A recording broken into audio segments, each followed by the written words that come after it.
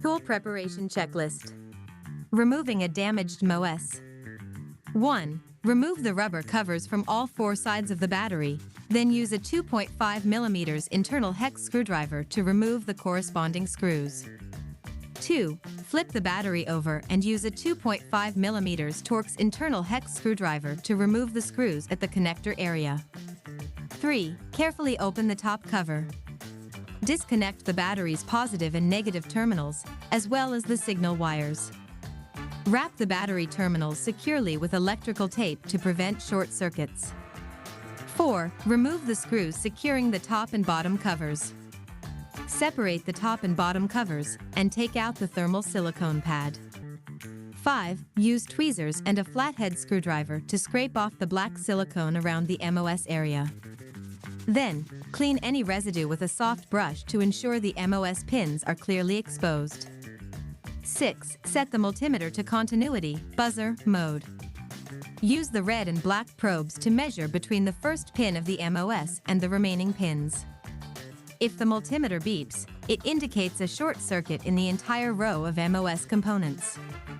7. After securing the bottom plate, set the hot air gun to 400 degrees Celsius and aim it at the short-circuited MOS to continuously heat it.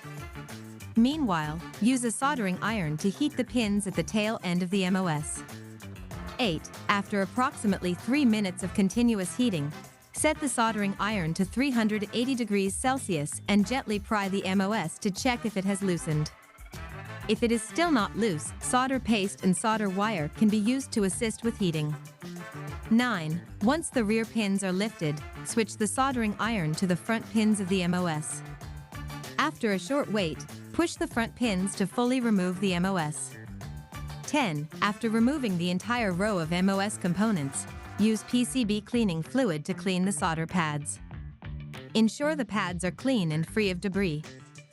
Installing a new MOS. 1. Apply a small amount of solder wire to the solder pads. 2. Use a hot air gun to heat the solder pads. While heating, use tweezers in your left hand to hold the new MOS, and use a soldering iron in your right hand to sweep over the pads, placing the new MOS into position simultaneously. 3. After installing the entire row of MOS components, use a multimeter to measure again. 4. Set the multimeter to continuity, buzzer, mode. Use the red and black probes to measure between the first pin of the MOS and the remaining pins. If a short circuit is detected, recheck the installation position of the MOS until the multimeter no longer indicates a short circuit. 5. After confirming there is no short circuit, apply waterproof sealant to the MOS pins and wait for it to cure. 6. Reinstall the repaired bottom board back onto the top cover and tighten the securing screws. 7. Remove the insulating tape from the battery terminals, reconnect the terminals to their original positions, and connect the corresponding signal wires. 8. Reinstall the top cover onto the battery. Notes: 1. When removing screws, make sure the screwdriver is firmly inserted into the bottom to avoid screw stripping, which may result in inability to remove it. 2. After disconnecting the positive and negative cables, be sure to wrap them with insulating tape to prevent short circuits caused by contact between the terminals. 3. After separating the bottom board with the top cover, remove the corresponding thermal grease. If not removed, the thermal grease may melt during heating and take a large amount of heat away, making it difficult to remove the MOS. 4. When scarfing off the black silicone, pay attention to the small resistors around the MOS area. Do not damage them. 5. When using the heat gun and the soldering iron, keep the heat gun temperature at 400 degrees centigrade and soldering iron at 380 degrees centigrade. 6. The heat gun must continuously heat the MOS. When prying the MOS with the soldering iron, lift it gently.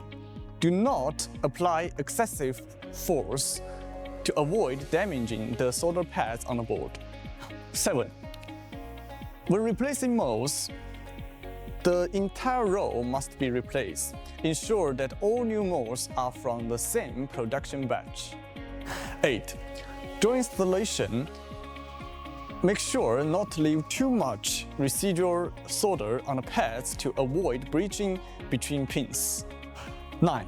When replacing the entire row of MOS, check all are properly aligned and all pins are fully soldered in place. Software operation. USB serial port update. Open the original debugging tool compression package decompression folder.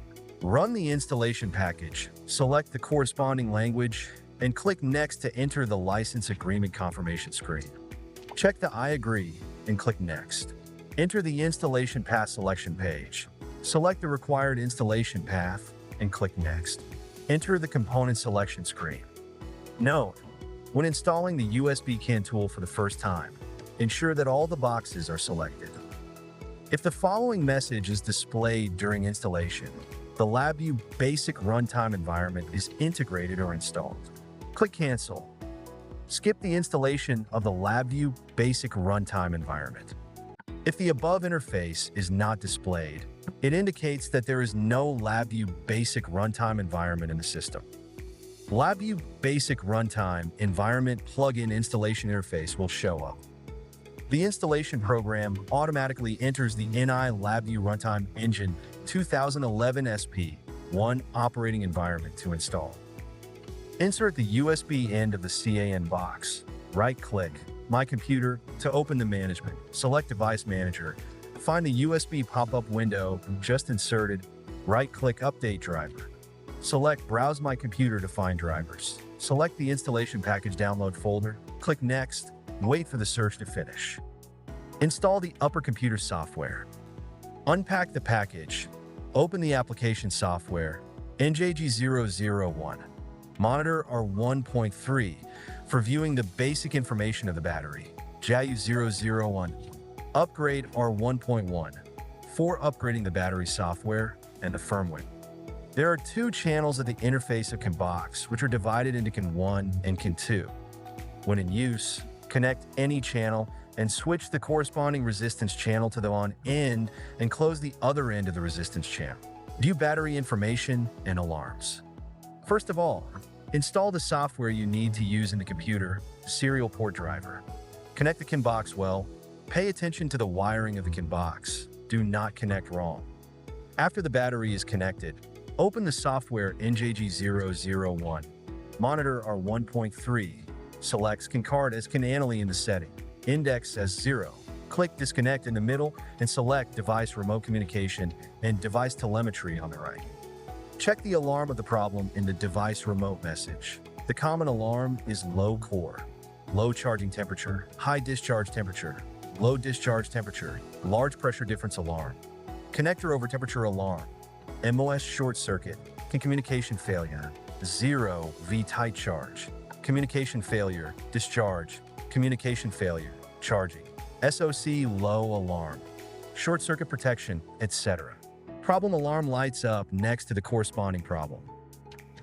According to the specific alarm handling problem, the current solutions that can be solved by replacing the battery cover are low charging temperature, high charging temperature, high discharge temperature, low discharge temperature, MOS short circuit, CAN communication failure, SOC low alarm, short circuit protection, battery interface damage, light board is not bright.